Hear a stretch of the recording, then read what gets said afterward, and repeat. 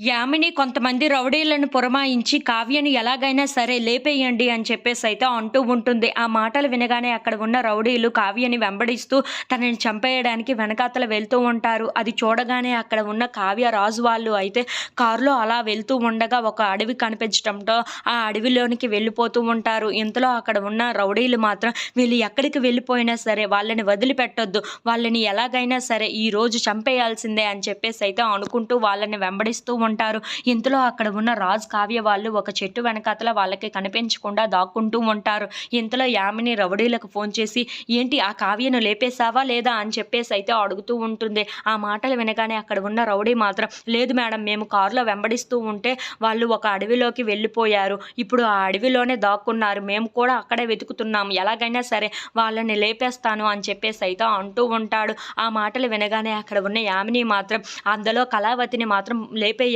నువ్వు. లేదంటే నేను నిన్ను లేపేస్తాను" అని చెప్పేసైతే అంటూ ఉంటుంది. ఆ మాటలు వినగానే అక్కడ ఉన్న రౌడీ మాత్రం, "నేను చూసుకుంటాను కదా మేడం, మీరు సాఫీగా ఉండండి" అని చెప్పేసైతే అంటూ ఉంటాడు. ఆ మాటలు వినగానే అక్కడ ఉన్న యామిని మాత్రం, "నువ్వు పని పూర్తి చేసేసి త్వరగా రా" అని చెప్పేసైతే అంటూ ఉంటుంది.